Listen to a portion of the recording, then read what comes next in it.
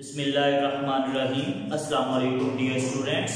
आज का हमारा जो फिजिक्स का लेक्चर है वो सेकंड इक्वेशन ऑफ मोशन है। जैसा कि लास्ट सेशन में मैंने आपसे बात की थी कि ये बोर्ड एग्जाम के लिहाज से बहुत इंपॉर्टेंट क्वेश्चंस हैं। तीनों जो इक्वेशंस ऑफ मोशन है उनकी बहुत ज्यादा अहमियत है अकॉर्डिंग टू बोर्ड एग्जाम। तो ये सेकंड इक्वेशन ऑफ मोशन आज हम इसके बारे में देखेंगे। तो हमने चंद टर्म्स जो फिजिक्स की हैं जो कि अबाउट मोशन हैं उनकी स्टडी हम कर चुके हैं। थोड़ी सी रिवीजन के बाद हम आगे की तरफ चलेंगे। पहले नंबर पे हम वी आई के बारे में मुकम्मल तौर पे जान चुके हैं। वी आई किसे कहते हैं? वी आई यानी इनिशियल वेलोसिटी। फिर उसके बाद हम वी एफ के बारे में मुकम्मल स्टडी कर चुके हैं, फाइनल वेलोसिटी को कहते हैं। इसके बाद ए के बारे में हम बात कर चुके हैं, एक्सेलरेशन जो है उसको ए से रिप्रेजेंट करते हैं। फिर इसके बाद स्मॉल टी ये टाइम को रिप्रेजेंट करने के लिए इस्तेमाल होता है, और एस ये डिस्टेंस को या डिस्प्लेसमेंट को रिप्रेजेंट करने के लिए इस्तेमाल होते हैं। तो ये हमने चंद इस्तेलाहात जो है वो देख ली थी, initial velocity, final velocity, acceleration, time and distance और डिस्प्लेसमेंट।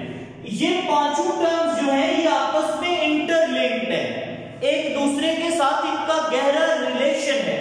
तो इनके रिलेशन को प्रूव करने के लिए, फाइंड करने के लिए हम इक्वेशंस ऑफ मोशन का सहारा लेते हैं। तो first equation Vf is equal to Vi plus AT, ये लास्ट टाइम हमने की थी। तो इसमें हमने देखा Vf यानी final velocity, initial velocity, acceleration and time. इसमें अगर कोई चीज नहीं थी तो वो डिस्टेंस या डिस्प्लेसमेंट नहीं था।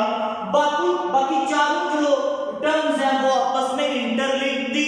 अगर हमारे पास तीन कोई सी भी टर्म्स हो, वी आई हमें मालूम हो, ए मालूम हो और टाइम मालूम हो, तो हम आसानी के साथ उस गिवन डाटा से वी एफ की वैल्यू को फाइंड कर सकते हैं। तो आज का हमारा जो टॉपिक है यानी second equation of motion. Second equation of motion में हमने एस के अबाउट की बात करनी है, डिस्टेंस के अबाउट की ज्यादातर बात करनी है कि डिस्टेंस को किस तरह से फाइंड किया जा सकता है। एक और अहम बात याद रख ले, ये जो इक्वेशंस ऑफ मोशन है ये इसके लिए दो कंडीशंस हैं। अगर वो दो कंडीशंस फुलफिल हों तो तब ये एप्लीकेबल होती हैं। कंडीशन नंबर 1, अगर कोई बॉडी स्ट्रेट लाइन में मूव कर रही है, अगर कोई बॉडी स्ट्रेट लाइन में मूव कर रही है, वो कहीं पे भी जो है वो मूव उसकी डायरेक्शन तब्दील नहीं हो रही, तो फिर ये एप्लीकेबल है। यानी फर्स्ट कंडीशन क्या है? बॉडी का स्ट्रेट लाइन में मूव करना जरूरी है। नंबर 2 पे अगर बॉडी का एक्सेलरेशन यूनिफॉर्म है तो तब ये एप्लीकेबल है। अगर एक्सेलरेशन नॉन यूनिफॉर्म है तो फिर ये एप्लीकेबल नहीं है। तो ये दो कंडीशंस भी आपने याद रखनी है। अगर ये दो कंडीशंस मुकम्मल हो रही हूं तो तब ये तीनों जो इक्वेशंस ऑफ मोशन है एप्लीकेबल होती हैं, अदरवाइज ये एप्लीकेबल नहीं होती। तो आज हम सेकंड इक्वेशन ऑफ मोशन के बारे में बात करेंगे। सेकंड इक्वेशन ऑफ मोशन को वेरीफाई करने के लिए वही हम ग्राफ का सहारा लेंगे। पहले हम जो है वो स्पीड टाइम ग्राफ ड्रॉ कर लेते हैं। स्पीड टाइम ग्राफ को ड्रॉ करने के लिए ये मैंने वर्टिकल लाइन ड्रॉ कर दी है और ये मैंने जो है वो हॉरिजॉन्टल लाइन ड्रॉ कर दी है। वर्टिकल लाइन यानी वाई एक्सिस ये स्पीड को रिप्रेजेंट करते हैं। यहाँ पे हम स्पीड लिख लेते हैं। स्पीड को जो जैसे जैसे हम ऊपर की जानब जाएंगे स्पीड जो है इंक्रीज करती जाएगी। और ये जो हमारे पास हॉरिजॉन्टल लाइन है ये टाइम को रिप्रेजेंट करती है। अब यहाँ पे जहां पे आपको बताया वाई एक्सिस और एक्स एक्सिस आपस में इंटरसेक्ट करते हैं, उस पॉइंट को ओरिजिन कहते हैं और ओरिजिन को रिप्रेजेंट करते हैं ओ से। यहाँ पे इसकी वेलोसिटी, इनिशियल वेलोसिटी जो है वो बिल्कुल जीरो है। यहाँ पे कुछ बॉडी चलने के बाद यहाँ से इसकी इनिशियल वेलोसिटी स्टार्ट हो जाती है, ये भी है। यानी यहाँ से ओ से लेके यहाँ तक ये सारी इनिशियल वेलोसिटी है इसकी। तो इनिशियल वेलोसिटी के बाद फॉर एग्जांपल वो गाड़ी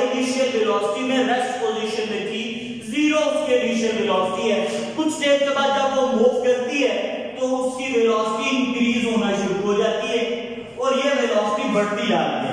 जैसे जैसे स्पीड बढ़ती जा रही है वैसे वैसे टाइम भी बढ़ता जा रहा है। तो यहां पे हम लिख लेते हैं इसकी ये फाइनल वेलोसिटी है vf। अगर हम इस पॉइंट से एक अल्टीट्यूड ड्रॉ करें, परपेंडिकुलर ड्रॉ करें ऑन एक्स एक्सिस, तो वो हम इस तरह से ड्रॉ करेंगे। ये हमने एक अल्टीट्यूड ड्रॉ कर लिया। अब यहीं से एक अल्टीट्यूड हम मजीद ड्रॉ करेंगे ऑन वाई एक्सिस, ये ड्रॉ कर लिए। अब इस पॉइंट को इस पॉइंट के साथ जहां पे इस लाइन के साथ मिला देते हैं, ये हमारे पास आ गया। ये हमारे पास एक स्लोप आ गई है जिसको एक्सेलरेशन कहते हैं। इस स्लोप को एक्सेलरेशन के लिए हमने ये लिख दी है। अब इसके कोई भी नाम लिख दें, यहाँ पे ए लिख दें, यहाँ पे बी लिख दें, यहाँ पे सी लिख दें, यहाँ पे डी लिख दें, यहाँ पे ई लिख दें, ये आपकी मर्जी है, जिस तरह से मर्जी आप इनके नाम लिखें। अब हमने जब सेकंड इक्वेशन ऑफ मोशन को वेरीफाई करना है तो उसकी अगर स्टेटमेंट लिखें तो s is equal to we I T plus 1 और 2 या हाफ भी कह लेते हैं ए टी स्क्वायर। यानी इसमें हमारे पास जो फाइंड करने वाली जो लेफ्ट साइड है वो डिस्टेंस है, s मालूम करना है, डिस्प्लेसमेंट हमने मालूम करना है। तो जो डिस्प्लेसमेंट होता है वो यहाँ पे हम देखेंगे बॉडी यहाँ पे थी तो इसने मुकम्मल जो डिस्प्लेसमेंट कितना कवर किया है, डिस्प्लेसमेंट इक्वल होगा ये जो हमारे पास ट्रैक्सियम सी नजर आ रही है आपको, ये ट्रैक्सियम जो नजर आ रही है इसके एरिया के इक्वल होगा। तो ट्रैक्सियम जो है वो दो हिस्सों में डिवाइड हो जाती है। पहला हिस्सा यहां पे बोल करेंगे EBO, ये हमारे पास ट्रायंगल है। दूसरा हिस्सा OEBA, ये हमारे पास रेक्टेंगल है।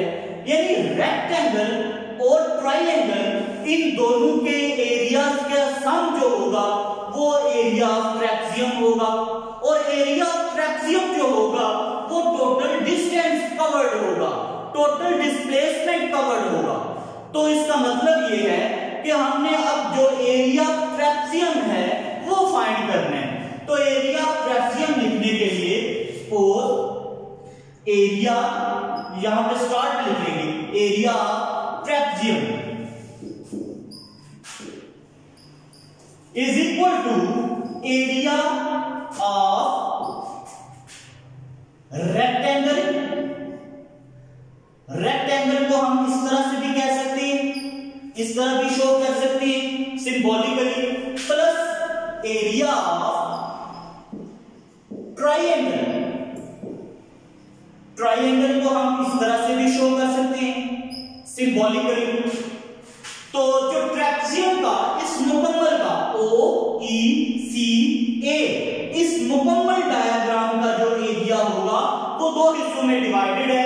नंबर 1 पे एरिया ऑफ ट्रायंगल और नंबर 2 पे एरिया ऑफ रेक्टेंगल। तो इन दोनों का हम जब सम फाइंड करेंगे, प्लस का मतलब है दोनों का सम जब फाइंड करेंगे तो वो इक्वल टू एरिया ऑफ ट्रैक्सियम होगा।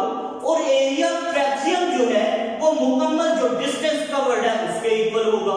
तो अब यहाँ पे एरिया ऑफ ट्रैक्सियम, इसकी जगह पे हम टोटल डिस्टेंस लगा सकते हैं, यानी S लगा सकते हैं। अब एरिया ऑफ रेक्टेंगल पहले हम फाइंड करते हैं, या इसको इक्वेशन नंबर 1 अभी सपोज कर देते हैं। This one is equation number 1। पहले हम एरिया ऑफ रेक्टेंगल फाइंड करेंगे, फिर हम एरिया ऑफ ट्रायंगल फाइंड करेंगे, फिर दोनों को ऐड कर देंगे और जो दोनों का सम आएगा वो एरिया ऑफ ट्रैक्सियम होगा और वही हमारा टोटल डिस्टेंस होगा। तो पहले हम एरिया ऑफ रेक्टेंगल फाइंड करते हैं। Now area of rectangle, rectangle का जो एरिया है ये हमारे पास रेक्टेंगल है AOEB। हमें पता है रेक्टेंगल का एरिया फाइंड करने का तरीका कार्य होता है लेंथ मल्टीप्लाई बाय विड्थ। यानी लेंथ और विड्थ को अगर आपस में मल्टीप्लाई करके इनका जो प्रोडक्ट होगा वो equal to area of rectangle होगा। तो एरिया ऑफ रेक्टेंगल वो हमारे पास आ जाएगा, यहाँ पे हमारे पास लेंथ है OA भी कह सकते हैं, EB भी कह सकते हैं, क्योंकि एडजेसेंट लेंथ्स जो है वो इक्वल होती है रेक्टेंगल में। तो हम यहाँ पे OA लिख लेते हैं। मल्टीप्लाई विड्थ, विड्थ को हम ओ ई भी कह सकते हैं, ए बी भी कह सकते हैं। फॉर एग्जांपल हम यहाँ पे ए बी कह देते हैं। अब ओ ए किसके इक्वल है? ओ ए इक्वल टू टाइम। ये क्या चीज है? टाइम। तो यहाँ पे हम टाइम मेंशन कर देते हैं। मल्टीप्लाई ए बी के बारे में बताया, ओ ई के इक्वल है and O E is equal to we i, that is initial velocity. V i हमारे पास आ जाएगा। इनको अगर हम मल्टीप्लाई कर दें और तरतीब के साथ लिखें तो ये आ जाएगा वी आई टी, यानी area of rectangle is equal to we I T. ये हमने यहां तक मालूम कर ली है, एरिया ऑफ रेक्टेंगल। अब हम एरिया ट्रायंगल जो है, एरिया ट्रायंगल वो फाइंड करने लगे। तो यहां पे लिखेंगे area of triangle. Triangle, area of triangle find करने का जो हमारे पास फॉर्मूला होता है 1/2 into base multiply altitude और perpendicular। बेस और अल्टीट्यूड इनका जो प्रोडक्ट होगा उसको डिवाइड कर लेते हैं 2 पे। अल्टीट्यूड 1/2 इसी तरह लिख लिया, बेस लिखे एरिया। अब ये हमारे पास जो है वो, ये जिसको मैं जो है वो डॉट डॉट से आपके सामने रिप्रेजेंट कर रहा हूं, ये सारी हमारे पास ट्रायंगल है। ट्रायंगल क्या है? E B C. अब इसका हमें एरिया फाइंड करना है तो पहले बेस लिखेंगे। बेस इसकी ये वाली है, E B base, E B हमने यहां पे लिख दिया। मल्टीप्लाई अल्टीट्यूड लिखेंगे, अल्टीट्यूड क्या है? बी सी, तो बी सी हमने यहां पे ऐड कर दिया। अब यहां पे हम 1/2 ई बी की जगह पे ई बी की वैल्यू पुट कर देंगे। E B is equal to O A and O A is also equal to small T, that is time. So T हमने पुट कर दिया। अब बी सी की वैल्यू हमने मालूम कर ली। बी सी ये है, तो बी सी की वैल्यू हमने इक्वेशन नंबर 1 में भी फाइंड की थी। तो वो क्या था? बी सी की वैल्यू फाइंड करने के लिए हम क्या करेंगे? टोटल जो ए सी है, टोटल ए सी, इसमें से माइनस कर देते हैं हम ए बी को, माइनस ए बी। ए सी जो टोटल हमारे पास लेंथ है, इसमें से अगर हम सबट्रैक्ट कर देंगे ए बी को, तो हमारे पास जो वैल्यू बचेगी वो सिर्फ और सिर्फ किसकी बचेगी? बी सी की। तो B C is equal to A C minus A B. तो बी सी की जगह पे हम लिख सकते हैं multiply A C minus A B. ये हमने वैल्यू पुट कर दी है किसकी? बी सी की। और बी सी के बारे में हम यहां पे लिख भी देंगे कि B C since B C is equal to A C minus A B. ये हमने साथ जो है वो हिंट भी दे दी है। अब यहां पे 1/2 उसी तरह टी की जगह पे हमने टी की वैल्यू लगा दी। ए सी किसके इक्वल है ये चेक करती है। ए सी ये बताया आपको, A C is equal to OD and OD is equal to, यहां पे वी एफ है तो इसके सामने जो आपके पास वाई एक्सिस है यहां तक आपके पास वी एफ है। तो ये ओ डी किसके इक्वल है? वी एफ के इक्वल है। ओ ई किसके इक्वल है? वी आई के इक्वल है। जबकि ओ डी किसके इक्वल है? वी एफ के। तो हमारे पास अब ए सी ओ डी के इक्वल है and O D is equal to we F. तो अब यहां पे ए सी की जगह पे हम लगा देंगे V F minus A B की जगह पे ए बी किसके? ओ ई। और ओ ई के बारे में मैंने आपको बताया ये किसके इक्वल है? वी आई के। तो यहां पे हम लगा देंगे वी आई। तो अब देखें 1/2 into t v F minus we i. अब यहां पे हम लिखेंगे according to first equation of motion, according to first equation of motion. First equation हमने क्या देखी थी? अब यहां पे हम थोड़ा सा कर लेते हैं। ये आपके पास जो जगह बची है यहां पे हम मुकम्मल कर लेते हैं। फर्स्ट इक्वेशन के बारे में हमने देखा था V F is equal to we I plus A T. अगर हम यहाँ पे V F minus we I की वैल्यू निकालना चाहें तो ये वी आई को अगर हम इस साइड पे ट्रांसफर करें तो ये हमारे पास आ जाएगा a t is equal to V F minus we i. ये ए टी की हमारे पास वैल्यू आ जाएगी। यानी according to first equation of motion we can write as vf minus vi is equal to at। Okay, VF minus VI किसके बराबर है? AG के, तो AG हमने लगा लिया। अब यहाँ पे 1/2 इंटू AG को इसके साथ T के साथ मल्टीप्लाई करेंगे, AG स्क्वायर आ जाएगा। ये 7 से जो ब्रैकेट है खत्म कर देते हैं, तो ये अब हमारे पास एरिया ट्राइंगल आ गया। ये हमारे पास एरिया रेक्टेंगल था जो हमने फाइंड कर लिया था, अब ये हमारे पास एरिया ट्राइंगल आ गया। अब हम ये दोनों एरियाज को इक्वेशन फर्स्ट जो हमने सपोज की थी, ये वाली इक्वेशन इसमें पुट कर देंगे तो हमारे पास इसका आंसर आ जाएगा। अब वो इक्वेशन जो है उसमें जब हम पुट करेंगे, सब्स्टिट्यूट द